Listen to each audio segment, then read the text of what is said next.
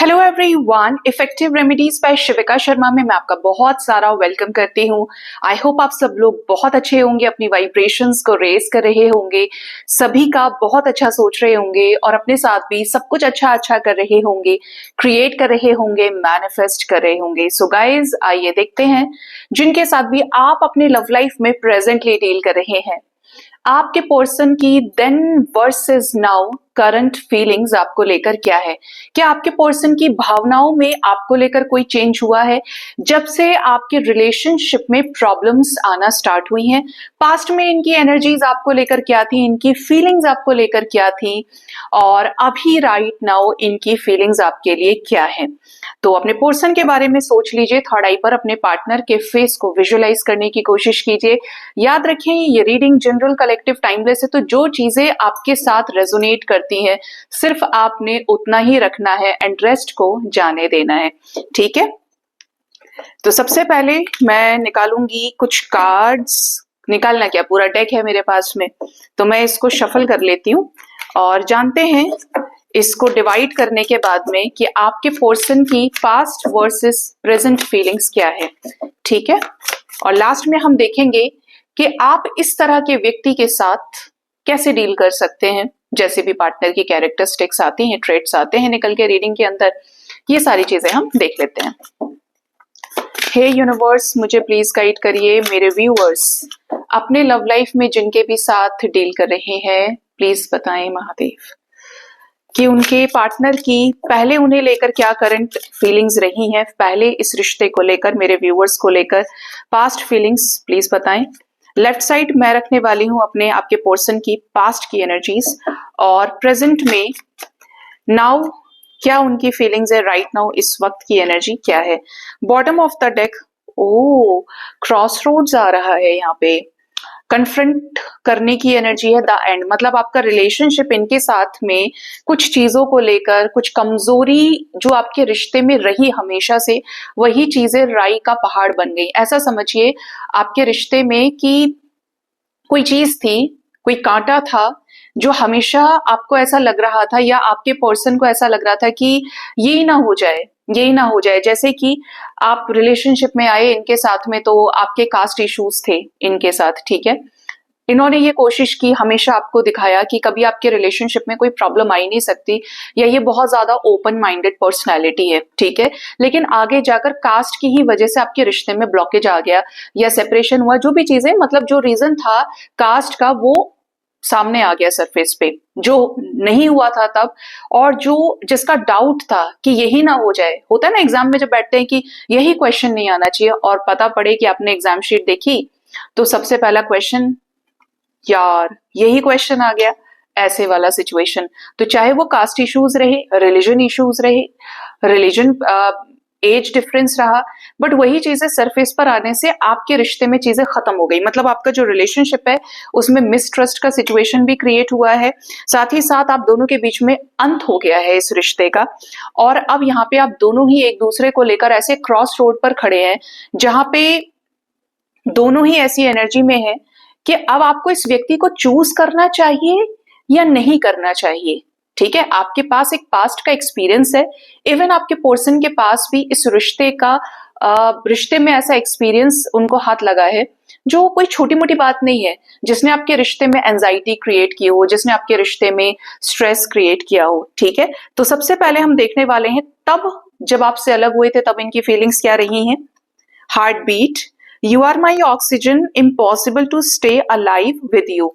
जब ये आपसे दूर हुए होंगे, ये बहुत ज्यादा डिप्रेशन में, बहुत ज्यादा हार्ट ब्रेकिंग सिचुएशन में चले गए होंगे। हो सकता है कि सोशल मीडिया पे इन्होंने रीच आउट करना बंद कर दिया, या सोशल मीडिया पे आना बंद कर दिया, जॉब से छुट्टी ले ली, इनके एपिटाइट पे बहुत ज्यादा फर्क पड़ा। मतलब ये बहुत ज्यादा ब्रोकन थे आपके साथ चीजों को ब्रेक करके। ठीक है, जब आप दोनों ने एक दूसरे के साथ चीजें खत्म करी, जैसे भी, चाहे इन्होंने वन साइडेड कर दिया हो कनेक्शन, बट आहत थे, बहुत ज्यादा हर्ट थे। फेक की energy, you are not the one I loved, you are changed dear, you are fake.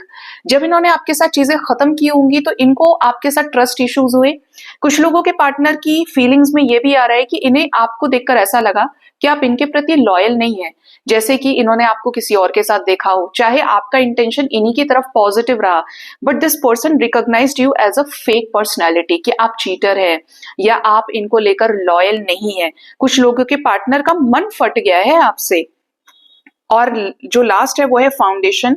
Our love has no expiry date, I want to grow older with you. ये आपके साथ इस रिश्ते को आगे ले जाना चाहते थे, बट बहुत ही अनएक्सपेक्टेडली आपके रिश्ते में या तो इन्होंने आपको एक विलन के रूप में या आपको एक कसूरवार के रूप में देखा हो, या फिर ये बहुत कुछ चाहते थे और रिश्ता ब्रेक होने की वजह से इनको भी ट्रॉमा लग गया। अब जानते हैं कि राइट नाउ इनकी फीलिंग्स आपके टुवर्ड्स क्या है। क्या वाकई में इनकी फीलिंग्स जो है वो आपको लेकर चेंज हुई हैं? ठीक है, तो सबसे पहले है प्रीशियस। ये बहुत ब्लेस्ड फील करते हैं अपने आप को आपके इनके लाइफ में आने से, यानी कि आपने इन्हें जो प्यार दिया है, ये काफी सारे लोगों के पार्टनर की फीलिंग्स हैं प्रेजेंट में कि ये हील हो गए हैं और ये इस रिश्ते में आपके साथ चीजों में ग्रोथ चाहते हैं। ठीक है, इन्हें ये रिश्ता चाहिए। रीयूनियन, ये या तो आपके साथ रीयूनियन में आ चुके हैं या ये पर्सन आपके साथ रीयूनियन में आना चाहते हैं, but they recognized you as their soul partner, as their divine counterpart. ये आपके साथ इस रिश्ते को फिर से शुरू करने में इंटरेस्टेड है, ये प्यार करते हैं आपसे। सीधी सी बात है, देखिए गाइस, जिसे आपके लाइफ में आना है या जो आना चाहता है, इट मीन्स उसके अंदर आपको लेकर इमोशंस है, वो टाइम पास नहीं कर रहा है या कर रही है अगर आपको कोई प्रीशियस मान रहा है। ठीक है, मैंने सीधा सीधा आपको बोल दिया। नेक्स्ट है यहाँ पे departure. I am living from your life for many reasons. तो किसी के पार्टनर की या एक से ज्यादा लोगों के पार्टनर की एनर्जी हो सकती है कि they don't want to come back into your life. ये आपकी लाइफ से निकल गए हैं, ये अपनी लाइफ में आगे बढ़ गए हैं, बहुत सारे रीजंस इनके पास रहे हैं जिसकी वजह से इस रिश्ते को इन्होंने ठुकरा दिया है या छोड़ दिया है। ठीक है, तो एक मैसेज ऐसा, जिनके भी पार्टनर आगे बढ़ गए हैं लाइफ में और आप जानते हैं, तो ये पर्सन चले गए हैं, तो ऐसे में आपका रुकना ठीक नहीं है। और जो रिकंसिलिएशन में आ गए हैं उनके लिए बेस्ट विशेस, और जो रियूनियन में आ सकते हैं, जिनके भी पर्सन की ये एनर्जी है, आप चाहे तो क्लेम कर सकते हैं। ठीक है, अब एक चीज और चेक करते हैं कार्ड्स के जरिए, टाइमिंग देख लेते हैं आपके रिश्ते में कि ये जो एनर्जी है रीयूनियन की, और ये जो आपको इतना प्रीशियस मान रहे हैं, अपने आप को ब्लेस्ड फील कर रहे हैं, ये आखिर ये कब तक आपके साथ रीयूनाइट हो सकते हैं? कब तक इनकी तरफ से कोई एक्शन आप एक्सपेक्ट कर सकते हैं? प्लीज बताएं यूनिवर्स, मेरे व्यूअर्स के पार्टनर्स कब तक मेरे व्यूअर्स अपने पार्टनर से कब तक एक्शन एक्सपेक्ट कर सकते हैं, क्योंकि इनकी करंट फीलिंग्स में रियूनियन आ रहा है। किंग ऑफ वॉन्ड्स, ये हाईली पैशनेट हैं आपको लेकर, तो ये आएंगे तो जरूर आपको लेकर पॉजिटिव हैं, प्रोटेक्टिव हैं, इनकी नजरें आपके ऊपर गड़ी हुई हैं। 7 ऑफ पेंटिकल्स, प्लानिंग आपको लेकर एक पेशेंसफुल एनर्जी के साथ, जिसमें डिवाइन भी एक मुख्य भूमिका एक इंपॉर्टेंट रोल प्ले कर सकती हैं। ठीक है, आपको मिलाने का। अब ये कुछ लोगों के लिए हो सकता है मिनिमम 4 आवर्स 4 डेज, और maximum the wheel of Fortune number 10 की एनर्जी है, जो आपके रिश्ते में किसी तरीके का कोई पॉजिटिव चेंज लेकर आए जो इनकी करंट फीलिंग से रिलेटेड है। यानी कि ये टाइम के अंदर आप इनके साथ रियूनाइट हो सकते हैं, आपको इनकी तरफ से कॉल्स मैसेजेस आए, मुझे आपका रिश्ता आगे नेक्स्ट स्टेप फॉरवर्ड डायरेक्शन में मूव करते हुए दिख रहा है। ठीक है, तो ये एनर्जी आपके पर्सन की आपके लिए आई है निकल के। अब देखते हैं कि डिवाइन की गाइडेंस आपके लिए क्या है। डिवाइन गाइडेंस, डिवाइन क्या चाहते हैं, कैसे आप डील करें ऐसे पर्सन के साथ में, और क्या गाइडेंस जिससे आप अपने आप को हील कर सकते हैं। प्लीज गाइड करें। मोर फ्लो लेस हसल। जो भी चीजें आपकी लाइफ में हो रही हैं उनको आपको नॉर्मलाइज करने की जरूरत है। आप ये कहें मेरी लाइफ में इतना टेंशन चल रहा है, मैं अपने आप को नॉर्मलाइज कैसे कर सकता हूं या कर सकती हूँ, मेरे बस की तो नहीं है, तो करना पड़ेगा। स्पिरिचुअल अवेकनिंग, स्पिरिचुअलिटी आपके पुराने बंधनों को तोड़ती है और आपसे हर कीमत पे सरेंडर करा लेती है, ये आप जान लीजिए। आपको कहा जा रहा है कि आपको प्रकृति के फ्लो के साथ बहने की जरूरत है। जो चीज जब होनी है वो होकर रहेगी। अगर हमारा आना एक नक्षत्र के हिसाब से फिक्स है, हमारे आने से हमारे सारे रिश्ते बनने शुरू हो जाते हैं, हमारे जाने तक हम सारा अपना होमवर्क कंप्लीट करके जाते हैं, तो हर एक सेकंड फिक्स है। हमारे हाथ में सिर्फ कर्म है, और जो रेस्ट जो यूनिवर्स हमें ले जाना चाह रही है, जो मदर नेचर के जरिए हम अपनी लाइफ को आगे बढ़ा रहे हैं, वो तब भी हो रहा है जब आप सो रहे हैं, जब आप जाग रहे हैं वो तब भी हो रहा है। इसमें जो कॉमन चीज ये है कि प्रकृति संतुलन करती जा रही है। प्रकृति के बहाव में आपको बहने की जरूरत है। और हसल आपको नहीं करना है कि आप चीजों को रेजिस्ट कर रहे हैं, अपने एनर्जी ब्लॉकेजेस की वजह से आपको ऐसा लग रहा है नहीं मैंने रोक लिया। आप कुछ भी नहीं रोक सकते गाइस, हर एक चीज इतनी फिक्स है धरती पे। Next we have bring in music. हर चीज को लयबद्ध करने की जरूरत है आपको, हर चीज को एक सुर के साथ देखिए, हर एक चीज की पंक्तियों को जोड़ने की कोशिश कीजिए, हर एक चीज को एक सीरीज में डालने की कोशिश कीजिए। जब आप अपनी लाइफ को देखेंगे तो आपकी अपनी लाइफ की जो घटनाएं हैं उनके लिए उनमें भी ना एक पैटर्न होगा, एक सिस्टमैटिक तरीके से चीजें आगे बढ़ रही होंगी। जैसे कि जब आप छोटे थे, जब आप बड़े हुए, तो आपने सबसे पहले कौन सा शब्द लिया होगा? जब आप पैदा हुए होंगे तब आपने सबसे पहले मदर फीडिंग के जरिए आपकी ग्रोथ हुई होगी बॉडी की। थोड़े और बड़े हुए तो आपने बोलना सीखा होगा, पहले बैठना सीखा होगा, फिर बोलना सीखा होगा, फिर आप नर्सरी में आए होंगे, फिर आप कुछ प्रैप क्लासेस में आए होंगे, फर्स्ट सेकंड थर्ड फोर्थ ऐसे कर करके आप 12th तक आए, कॉलेज किया, जॉब की। चल रहा है ना एक पैटर्न में सब कुछ। इसी तरीके से आपकी जो लाइफ की घटनाएं हैं उनको भी आपको उस तरीके से देखने की जरूरत है, बहुत ही हार्मोनियस वे में। हर चीज को एक दूसरे के साथ इंटरकनेक्ट करके देखिए कि वो घटना जो हुई थी उसके बाद आपकी लाइफ में क्या क्या चेंजेस हुए।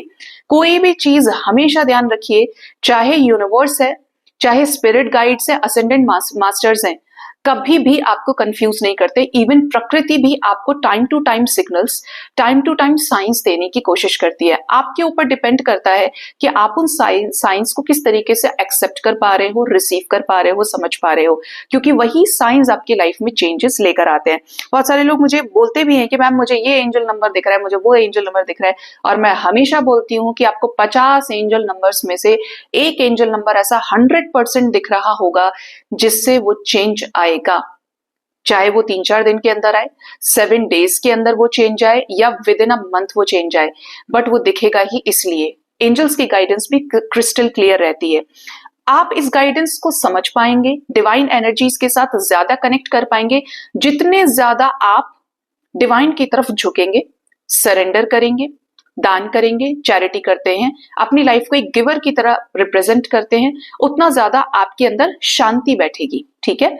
और उतना ज्यादा आपका इंट्यूशन पावरफुल होगा। जब आपका इंट्यूशन पावरफुल होगा तो आपको सेकंड भी नहीं लगेगा तुरंत उस साइन के साथ रिलेट करने में, और अगले सेकंड वो चीज हो जाएगी। आप सोचिए कि कितनी पावरफुल एनर्जी होती है जब हम पॉजिटिविटी की बात करते हैं, डिवाइन की बात करते हैं, ठीक है? तो ये गाइडेंस आपको यूनिवर्स देना चाह रही है। जो चीज अपने साथ अंत लेकर आती है वो अपने साथ एक आरंभ भी लेकर आती है, और जो चीज खत्म होती है किसी अच्छी चीज के लिए ही खत्म होती है कि आगे कुछ बेहतरीन शुरुआत है, तो you have to accept it.